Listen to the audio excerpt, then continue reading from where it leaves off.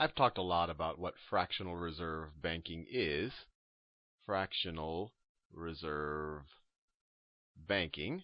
But I have kind of reserved making any commentary on it, and that's what I'm actually going to do in this video. So just as a bit of a review, in the whole banking playlist, I started off with a very simple example of we're on an island. Let's say you had all of the gold on an island, and you give it to me for safekeeping. So now I have this asset called gold. We draw it like this. Gold, and let's say it's 100 gold pieces that you gave me, 100 gold. And I also have a liability. So this is my primitive island bank. And my liability is that you could demand this gold from me from whenever you want. So this is my liability. If I were to draw your balance sheet, this would be your asset. So this would be an IOU to depositor. So at any point in time, I've told you, look, I have this nice safe, this vault here, but you can come up to me anytime and take as much of your gold as you want. And we, of course, know from the fractional reserve banking playlist that there's a slight discrepancy between what I told you, the depositor, and the reality of the situation. Because the first thing that I'm going to do when you take this is, I've taken your deposits, and I could charge you for keeping your money with me, but I've come up with a slightly sneakier scheme. Where I say, hey, I've seen your behavior. You never withdraw more than 10 gold pieces out at a time. So what I do is I lend out all but 10 of your gold pieces. So we end up with this situation. 10 gold pieces. I have an IOU to you of 100 gold pieces, right, like that. 100 gold IOU. And I take the other 90 gold pieces and I lend it out to random entrepreneurs on our island. I lend it out to, these are loans to random entrepreneurs. So loan to A, and that is loan to B. And I think this is great because I obviously collect interest from these guys. And assuming that these guys don't blow the money, I'll get all the money back. So you'll get all your money back, and I'll get some interest. And I can say, hey, I'm keeping your money for free. You get safekeeping, and I collect the interest on it. And maybe that helps, to fund making the vault nice, and everyone's happy. But clearly here, there is a discrepancy. What did I tell you? What did I tell you, the depositor? So what did I tell you? I told you that you can withdraw 100 gold pieces at any time. You can withdraw 100 gold pieces at any time. Anytime. Now, what is the reality? What is the reality? The reality is you can withdraw 10 gold pieces. 10 gold pieces at any time. And clearly this is, I don't know if you want to call this a lie or not, but this isn't completely true right here. And I know some of, you might be saying, hey, Sal, but isn't this, this is kind of a very primitive example with gold pieces, but our current banking system doesn't work quite like this. And just to make sure that you understand that the analogy isn't completely off from our current banking system. The current banking system is more like this. You have 10 gold pieces that you give me. You have 10 gold pieces. I'll draw it here. This is the modern, right here, the modern banking system. And what you do is you give me a deposit of 10 gold pieces, like that, 10 gold pieces. And so I say that, yeah, sure, I owe you 10 gold pieces. So this is my IOU to you. Everything looks nice and clean right now. But what I then do is then I issue checking deposits to other people. And my limit on how many checking deposits I can issue is based on the reserve requirements and all of that. But let's say I have to keep at least 10% reserves just to keep the math simple. So what I do in our modern system is I make a loan to B. I make a loan to B like that. And I give B a checking account. I give B a checking account that is equivalent to your checking account. So this is an IOU to B. IOU to B. So this is essentially a promise to B that, look, this is a checking account, and any time you can come and get this much. Maybe this was 40, and maybe this is 50 gold pieces.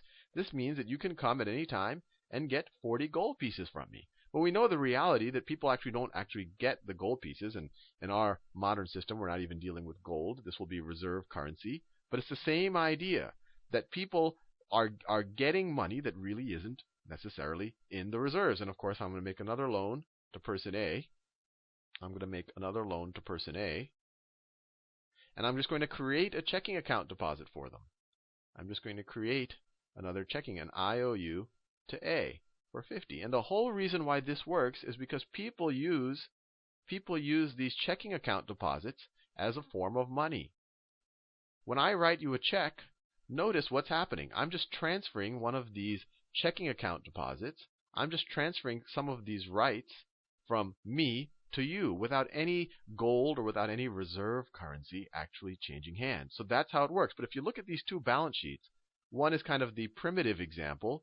On my island where I had 100 gold pieces and I lent out 90, I owe 100. I've told people, maybe it's just one person, that, hey, you can come to me at any time and get your 100 gold pieces. But the reality is I've lent all but 10 of it out to other people.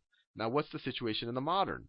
Well, I've told people that there's 100 gold pieces that they can come from me, right? 10 to the original depositor, 40 to this guy that I gave a loan to, and another 50 to that guy. But the reality is that I only have 10 gold pieces in my vault. And my other assets are just loans to people. So if you look at these two balance sheets, you see that they are equivalent. And I always like to start with this one because this one at least makes more sense if you were to just, walk up to a 5-year-old and say, look, this is what fractional reserve banking is. This one starts to seem even a little bit even shadier because you're creating these loans and you're creating these IOUs out of thin air. But their end result is that they're equally shady because they both have the same resulting balance sheet. So your next question is, hey, Sal, what's wrong with this? And I think you could ask, I could ask my son once he learns to talk, what's wrong with this? Is that there's a discrepancy between what I told the depositor. So in this case, I told the depositor you can withdraw 100 gold pieces any time, when the reality is they can withdraw 10. Here I'm telling the depositor, I'm telling the depositor, you can take your money whenever, demand money whenever, where the reality in this modern system is that you can demand whenever, and I would throw an asterisk there, as long as no more than 10%. No more than 10% ask for the money at the same time. Ask for money at the same time. Now, obviously I think this is, everyone already becomes a little uncomfortable when you say this, but you say, look, this is what our modern financial system is based on, and what this allows is this guy, this bank, however you want to view it, is allowed to be an intermediary between the savers, the people who are giving their deposits, and the people who need to invest the capital in building new projects and whatever else. And the counter argument to that, for someone who's against fractional banking, is there's nothing to stop you from doing this. All you have to do is tell this guy the truth. What you do is you do this exact same scenario, but you don't tell this guy you can withdraw you don't tell him you can withdraw 100 gold pieces at any time. You tell him you can withdraw 10 gold pieces at any time, and that maybe there are another 40 gold pieces will be available in whenever this guy is supposed to pay back his loan, maybe in a year, and that the other 50 gold pieces would be available in whenever this guy pays his loan back. Maybe it's in 2 years. So the question is, why doesn't this happen? Well, the reality is because if you told the depositor this, if you told the depositor that they can't have all of their money on demand, he'd say, okay, fine.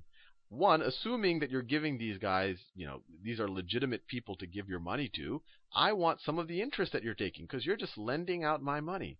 So this, if you were to lock up your money for longer, right? This money is being locked up. People would want interest for this.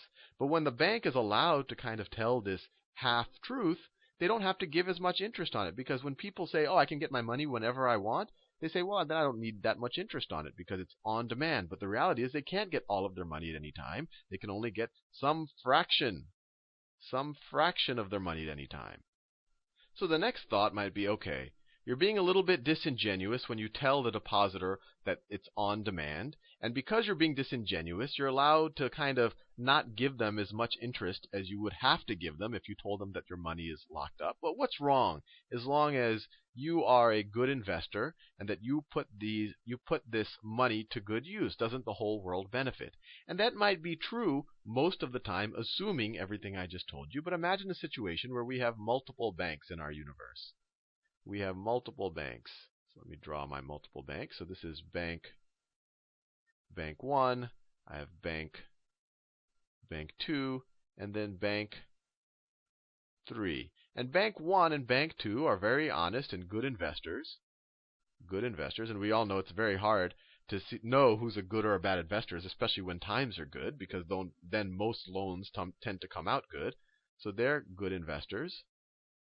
But bank 3 takes on extra risk. Let me write it down. Extra risk. And what's their incentive for taking extra risk? Let's say that bank 3 is willing to lend to people that banks 1 and 2 weren't willing to lend to. So bank 3's balance sheet here, these loans are going to be riskier loans. Now, why would they do that? Because when you give it to riskier people, you're able to take more interest from them. So they take extra risk, which leads to extra interest from their extra interest. And actually, if you were to look at these banks, you would say that this guy is the most profitable bank. The most profitable. Even worse, because he's getting extra interest, he can actually share more of that extra interest with their depositors. So you can give higher yielding checking accounts, I guess I could call it. Higher interest on deposits. So in this situation, the person who's taking the most risk is going to be the most profitable, and they're going to give the higher interest, and they might actually attract the most deposits, right? If all of these guys look the same to me, and we all know it's very hard to know what banks are actually doing with their money, then I'll say, hey, I'm going to give my money to this guy right over there. But then what happens as soon as things go bad? As soon as the world gets a little bit difficult, this extra risk actually starts rearing its ugly head, and then this guy becomes insolvent. So if this guy's, let me see if I can draw his balance sheet. His balance sheet will look something like this. He has a bunch of loans out. He has got some reserves right there. And then he's got a bunch of deposits that you or I might have given him. These are our IOUs to us. These are his loans out. As soon as things start going bad, some of these loans are going to go bad. As soon as one of those loans go bad, I'm going to hear about it on the news, and I'm going to run over to the bank and I'm going to say, let me get my money back as quickly as possible. And let's say I'm the first one there, and I get my money back. They promised it to me, so I withdraw my account right there, and I get all my money back, and I essentially deplete the reserves. Now the next guy is going to come along. This guy was a little bit of a slower runner than me. He comes to the bank and he says, give me back my reserves. And the bank says, there are no reserves. And then this guy is mad. He has no reserves. And of course, the whole time, this bank's assets are just becoming worthless because he had loaned it to people who invested it badly. And so you have all of these people, when he finds out that this guy didn't get his money, all of these people are going to go there and demand their money, and the bank is going to be insolvent.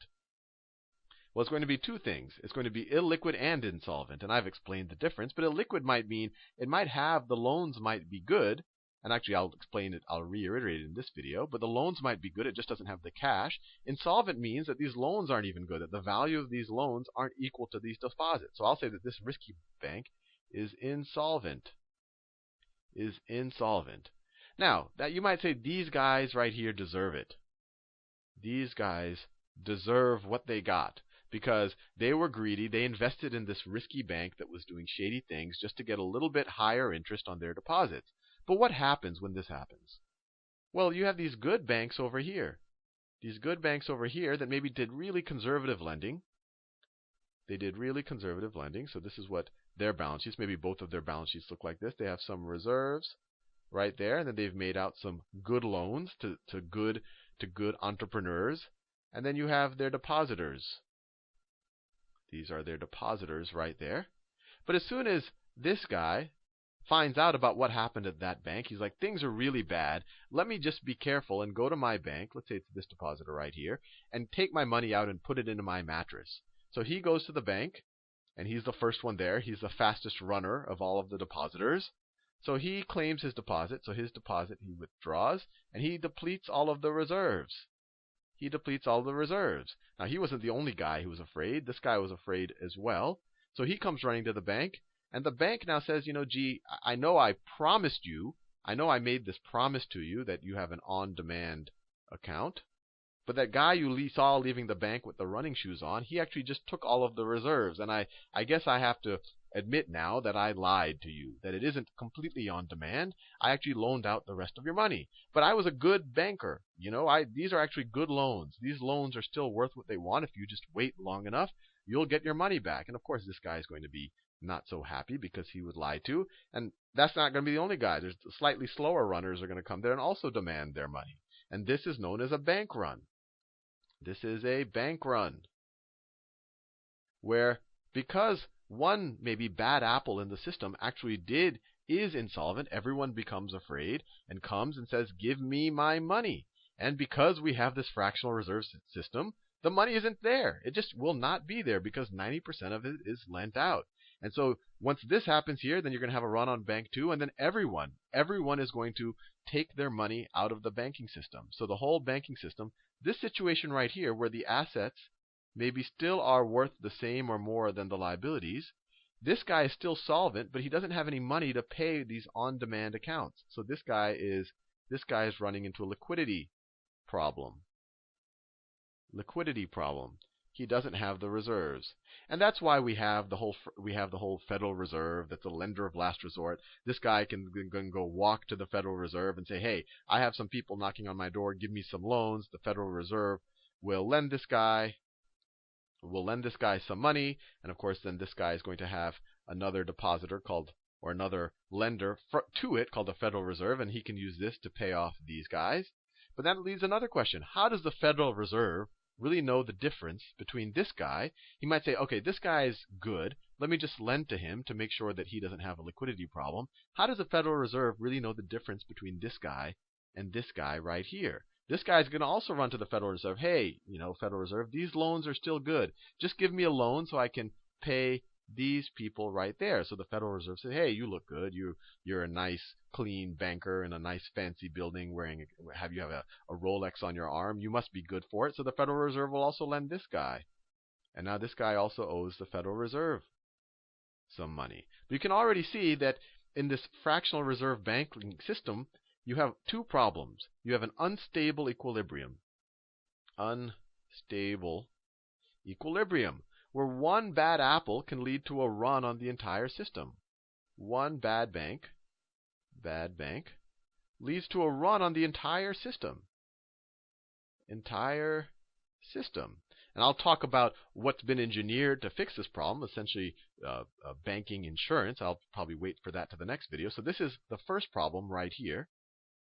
And then the second problem is that it really becomes hard to differentiate between the good and bad banks. Hard to differentiate.